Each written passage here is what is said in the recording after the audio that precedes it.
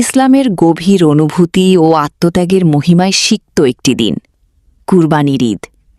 আসুন আজ আমরা জানি এই পবিত্র দিনের ফজিলত, কারণ, বিস্তারিত ইতিহাস, সেই সাথে করণীয় ও বর্জনীয় বিষয়গুলো। আপনি কি জানেন, একটি দিন যেখানে সারা বিশ্বের মুসলমান একসাথে একই সুরে তাকবীর পড়ে, একই নিয়তে ছুরি চালায়, আর একই আল্লাহর সন্তুষ্টির জন্য ত্যাগের পশু জবাই করে? আজকের এই ভিডিওতে আমরা সেই দিনটির আক্ষরিক গল্পে ডুব দেব। কোরআনে কুরবানির বিষয়টি একাধিক স্থানে বর্ণিত হয়েছে। পবিত্র কোরআনের বেশ কয়েকটি সূরায় এটি উল্লেখ রয়েছে। সূরা আল হাজ আয়াত ২৭ থেকে ৩৭, সূরা আল বাকারা আয়াত ১৯৬, সূরা আল মাইদা আয়াত ২, ৯৫ থেকে ৯৭, সূরা আল ফাত আয়াত ২৫। এসব স্থানে এই বিধানের নির্দেশনা এসেছে। বিশেষ করে একটি গুরুত্বপূর্ণ আয়াতে আল্লাহ তাআলা বলেন, লান ইয়ানালাল্লাহা লুহুমুহা ওয়ালা দিমাউহা ওয়ালাকিন ইয়ানালুহুত তাকওয়া মিনকুম। অর্থাৎ আল্লাহর কাছে পৌঁছে না এগুলোর মাংস এবং না রক্ত, বরং পৌঁছে তোমাদের তাকওয়া, আল্লাহ ভীতি। সূরা আল হাজ ২২-৩৭। এই আয়াতের তাফসিরে বলা হয়েছে যে কুরবানির মূল লক্ষ্য মাংস বা রক্ত নয়, বরং বান্দার তাকওয়া ও আনুগত্য। আল্লাহ অমুখাপেক্ষী, তার প্রয়োজন নেই মানুষের কিছু দেওয়ার। আরও একটি আয়াতে ইরশাদ হয়েছে, ফাসল্লি লি রব্বিকা ওয়ানহার, অর্থাৎ আপনি আপনার প্রতিপালকের উদ্দেশ্যে নামাজ পড়ুন এবং কুরবানি করুন। সূরা আল কাউসার ১০৮-২। এই আয়াত অনুযায়ী ঈদের নামাজ শেষে কুরবানি করার নির্দেশ দেওয়া হয়েছে। রাসূলুল্লাহ সাল্লাল্লাহু আলাইহি ওয়াসাল্লাম বলেছেন, যে ব্যক্তি ঈদের নামাজের পূর্বে কুরবানি করল, সে নিজের জন্যই করল, আর যে ব্যক্তি নামাজের পরে করল, তার কুরবানি পূর্ণ হল এবং সে মুসলিমদের রীতি অনুসরণ করল। সহিহ বুখারী। ফজিলত। হাদিসের আলোকে কুরবানির ১০টি ফজিলত বর্ণিত হয়েছে। এটি আজান, জুমা ও জামাতের মতো ইসলামের পরিচয়মূলক একটি ইবাদত। কুরবানি ইসলামের শিয়ার তথা নিদর্শন, আল্লাহর নৈকট্য অর্জনের এক বিশেষ বিধান। নৈকট্য লাভের মাধ্যম। কুরবানি শব্দটি কুর্ব ধাতু থেকে গঠিত, যার অর্থ নৈকট্য। কুরবান হল প্রত্যেক সেই বস্তু যার মাধ্যমে আল্লাহর নৈকট্য লাভ করা যায়। কুরবানি ঈদের গুরুত্ব ও ফজিলত। আরবি ছাড়া অন্য ভাষায় এই নামটি প্রায়ই স্থানীয় ভাষায় বলা হয়ে থাকে, যেমন বাংলায় কোরবানি ঈদ, জার্মান ভাষায় অপফারফেস্ট, ওলন্দাজ ভাষায় অফারফেস্ট, রোমানীয় ভাষায় সারবাতোরা সাক্রিফিচিউলি ও হাঙ্গেরীয় ভাষায় আলদুজাতি উন্নাপ। স্পেনীয় ভাষায় এটি ফিয়েস্তা দেল কর্দেরো বা ফিয়েস্তা দেল বরেগো, দুটিরই অর্থ মেষ শাবকের উৎসব। এছাড়া মিশর, সৌদি আরব ও মধ্যপ্রাচ্যে এটি ঈদ আল বাকারা নামে, ইরানে ঈদে কোরবান নামে, তুরস্কে কুরবান বাইরামি ত্যাগের দিন নামে, ত্রিনিদাদে বাকারা ঈদ নামে, মাগরেবে ঈদ এল কেবির নামে, সিঙ্গাপুর, মালয়েশিয়া, ইন্দোনেশিয়া এবং ফিলিপাইন ঈদুল আধা,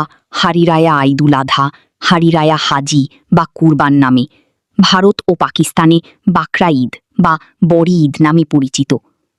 কিন্তু আপনি কি জানেন কুরবানি শব্দের অর্থ কি? কুরবানি অর্থ নৈকট্য অর্জন।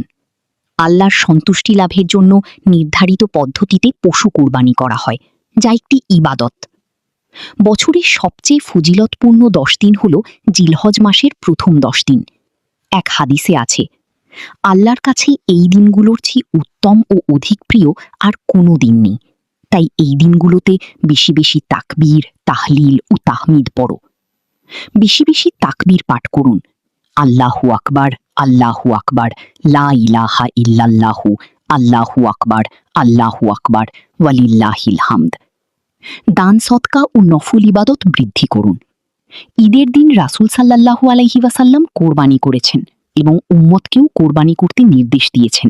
তিনি বলেন, যে ব্যক্তি নামাজের পূর্বেই কোরবানি করে দেবে, সে যেন পুনরায় কোরবানি করে। পটভূমি। কোরবানির ইতিহাস ও ঘটনা।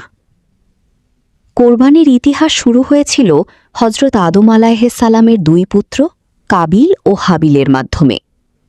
তারপর আসে সবচেয়ে বড় ঘটনা। মহান আল্লাহ ইসলামের রাসূল হজরত ইব্রাহিম আলাইহিসসালামকে স্বপ্নযোগে তার সবচেয়ে প্রিয় বস্তুটি কোরবানি করার নির্দেশ দেন। তুমি তোমার প্রিয় বস্তু আল্লাহর নামে কোরবানি করো। ইব্রাহিম স্বপ্নে এরূপ আদেশ পেয়ে 10টি উট কুরবানি করলেন। পুনরায় তিনি আবারও একই স্বপ্ন দেখলেন। অতপর এবার 100টি উট কুরবানি করলেন। এর পরেও তিনি একই স্বপ্ন দেখে ভাবলেন, আমার কাছে তো এ মুহূর্তে প্রিয় পুত্র ইসমাইল ছাড়া আর কোনো প্রিয় বস্তু নেই। তখন তিনি পুত্রকে কুরবানির উদ্দেশ্যে প্রস্তুতিসহ আরাফাতের ময়দানের উদ্দেশ্যে যাত্রা করলেন। এ সময় শয়তান আল্লাহর আদেশ পালন করা থেকে বিরত করার জন্য ইব্রাহিম ও তার পরিবারকে প্রলুব্ধ করেছিল, আর ইব্রাহিম শয়তানকে পাথর ছুঁড়ে মেরেছিলেন। শয়তানকে তার প্রত্যাখ্যানের কথা স্মরণে হজের সময় শয়তানের অবস্থানের চিহ্নস্বরূপ নির্মিত 3টি স্তম্ভে প্রতীকী পাথর নিক্ষেপ করা হয়। ইব্রাহিম আলাইহিসসালাম সম্পূর্ণ আত্মসমর্পণ করে এগিয়ে যান। যখন ইব্রাহিম আরাফাত পর্বতের উপর তার পুত্রকে কোরবানি দেওয়ার জন্য গলদেশে ছুরি চালানোর চেষ্টা করেন, তখন তিনি বিস্মিত হয়ে দেখেন যে তার পুত্রের পরিবর্তে সন্তান ও পিতার উভয়ের আত্মত্যাগের মাধ্যমে তারা কোরবানির পূর্বশর্ত পূরণ করেন। চূড়ান্ত মুহূর্তে আল্লাহ একটি দুম্বা ভেড়া প্রেরণ করেন। একটি প্রাণী কোরবানি হয়েছে, পুত্রের কোনো ক্ষতি হয়নি।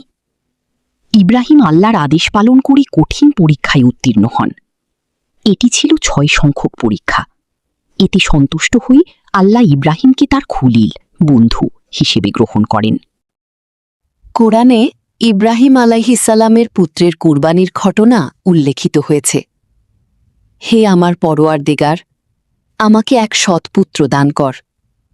সুতরাং আমি তাকে এক সহনশীল পুত্রের সুসংবাদ দান করলাম। অতপর সে যখন পিতার সাথে চলাফেরা করার বয়সে উপনীত হল, তখন ইব্রাহিম তাকে বলল, বৎস, আমি স্বপ্নে দেখি যে তোমাকে জবেহ করছি। এখন তোমার অভিমত কি দেখো? সে বলল, পিতা, আপনাকে যা আদেশ করা হয়েছে তাই করুন। আল্লাহ চাহে তো আপনি আমাকে সবরকারী পাবেন। যখন পিতাপুত্র উভয়ই আনুগত্য প্রকাশ করল এবং ইব্রাহিম তাকে জবেহ করার জন্য শায়িত করল, তখন আমি তাকে ডেকে বললাম, হে ইব্রাহিম, তুমি তো স্বপ্নকে সত্যে পরিণত করে দেখালে। আমি এভাবেই সৎকর্মীদেরকে প্রতিদান দিয়ে থাকি। নিশ্চয়ই এটা এক সুস্পষ্ট পরীক্ষা। আমি তার পরিবর্তে দিলাম জবেহ করার জন্য এক মহান জন্তু। আমি তার জন্য এই বিষয়টি পরবর্তীদের মধ্যে রেখে দিয়েছি যে ইব্রাহিমের প্রতি সালাম বর্ষিত হোক। এমনিভাবে আমি সৎকর্মীদেরকে প্রতিদান দিয়ে থাকি। সে ছিল আমার বিশ্বাসী বান্দাদের একজন। এই ঘটনাকে স্মরণ করে সারা বিশ্বের মুসলিমরা আল্লাহর সন্তুষ্টি অর্জনের জন্য প্রতি বছরই দিবসটি উদযাপন করে। হিজরি বর্ষপঞ্জি অনুযায়ী জিলহজ মাসের 10 তারিখ থেকে শুরু করে 12 তারিখ পর্যন্ত 3 দিন ধরে ঈদুল আজহার কুরবানি চলে। হিজরি চান্দ্র বছরের গণনা অনুযায়ী ঈদুল ফিতর এবং ঈদুল আজহার মাঝে 2 মাস 10 দিন ব্যবধান থাকে। দিনের হিসেবে সর্বোচ্চ 70 দিন। আত্মত্যাগ ও আত্মসমর্পণের শিক্ষা, ইবাদতে দৃঢ়তা ও ধৈর্যের মূল্য, সময়, শর্ত ও বিধিবিধান। কখন কোরবানি করতে হবে? হিজরি সালের জিলহজ মাসের 10 তারিখ থেকে 12 তারিখ সূর্যাস্ত পর্যন্ত। কার উপর কোরবানি করা ওয়াজিব? শারীরিক ও আর্থিক সামর্থ্যবান প্রত্যেক মুসলমানের উপর ওয়াজিব। কোন প্রাণী কোরবানি করা যাবে? গরু, ছাগল, ভেড়া, মহিষ, উট। তবে বয়সসীমা পূর্ণ হতে হবে। ছাগল ভেড়া অন্তত 1 বছর, গরু মহিষ 2 বছর, উট 5 বছর। কোরবানি যেন সরাসরি ইবাদতের নিয়তে হয় এবং শরীয়তসম্মত পন্থায় সম্পন্ন হয়। মাংসের বন্টন ও সামাজিক গুরুত্ব। কোরবানির মাংস 3 ভাগে ভাগ করার প্রথা সুন্নাহ। এই তাকসিম শুধু পূর্ণতা নয়, বরং একটি সামাজিক বন্ধন সৃষ্টি করে দেয়। বন্টনের নিয়ম: 1/3 নিজের জন্য, 1/3 আত্মীয় স্বজন ও বন্ধুদের জন্য, 1/3 গরিব মিসকিনদের জন্য। এটি বছরে একবার হলেও সমাজের সব শ্রেণীর মানুষকে মাংস খাওয়ার সুযোগ করে দেয়। প্রচলিত ভুল ধারণা ও জিজ্ঞাসা। মিথ 1: কোরবানির মাংস 3 দিনের বেশি সংরক্ষণ করা যায় না। সত্য, এর কোনো ভিত্তি নেই। মিথ 2, গরুতে 2 থেকে 7 জন শরিক হতে পারে না। সত্য, 2 থেকে 7 জন পর্যন্ত শরিক হতে পারে। মিথ 3, কোরবানি কেবল মাংস খাওয়ার জন্য। সত্য, এটি ইবাদত। পশু জবাই করে আল্লাহর নাম নেওয়া হয় এবং তা বিতরণ করা হয়। মিথ 4, কোরবানি করার আগে নখ ও চুল কাটা যাবে না। সত্য, যারা কোরবানি করবেন তাদের জন্য জিলহজ মাসের চাঁদ দেখা থেকে শুরু করে কোরবানি সম্পন্ন হওয়া পর্যন্ত নখ ও চুল না কাটা মুস্তাহাব, তবে এটি ফরজ বা ওয়াজিব নয়। বাংলাদেশ ও বিশ্ব প্রেক্ষাপট। বাংলাদেশে প্রতি বছর লাখ লাখ গরু কোরবানি হয়। ঐতিহাসিকভাবে এদেশে বকরি ঈদ নামেও পরিচিত ছিল। সবুজে ঘেরা বাংলাদেশের গ্রাম বাংলার প্রতিটি প্রান্তে এর উল্লাস বিরাজ করে। বিশ্বব্যাপী আন্দালুস থেকে মাগরিব ও পারস্য পর্যন্ত সর্বত্র নিজস্ব সংস্কৃতি ও উৎসবের ছোঁয়া লক্ষ্য করা যায়। সৌদি আরবে এটি বড় ঈদ নামে পরিচিত। আমরা জানলাম কোরবানি মানে আত্মত্যাগ ও নৈকট্য। সর্বপ্রথম কাবিল হাবিলের কোরবানি, ইব্রাহিম ও ইসমাইল আলাইহিসসালামের অনন্য ইতিহাস ও আত্মোৎসর্গ, পদ্ধতি ও মাংস বন্টনের গুরুত্ব। পশুটি জবাই করা আসল উদ্দেশ্য নয়, বরং আল্লাহর আনুগত্য ও আমাদের আত্মত্যাগের মানসিকতাই আসল উদ্দেশ্য। পবিত্র এই দিনে নিজেদের মধ্যে সম্প্রীতি ও ভ্রাতৃত্বের বন্ধন আরও মজবুত করি। প্রিয় দর্শক, আপনার কোরবানির মাংসে যেন থাকে ত্যাগের শিক্ষা, আর সমাজের শেষ প্রান্তের মানুষের মুখে হাসি ফোটার উপকরণ। আপনারা সবসময় আমাদের সঙ্গেই থাকুন। আল্লাহ আমাদের সকলের ইবাদত কবুল করুন। আমিন। ভিডিওটি ভালো লাগলে লাইক করুন, শেয়ার করুন আপনার বন্ধু ও পরিবারের সাথে, যাতে তারাও কুরবানির প্রকৃত শিক্ষা জানতে পারে।